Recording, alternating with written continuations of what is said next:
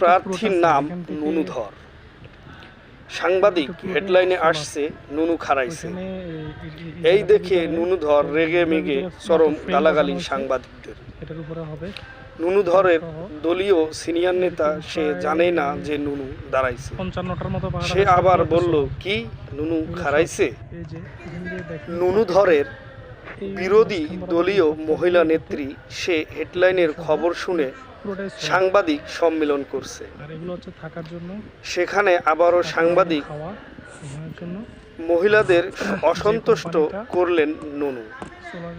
এই দেখে দুই দলেরই আবারও বৈঠক করে তাদের সিনিয়র দলের এক নেতাকে পাঠাইছে কালীধর।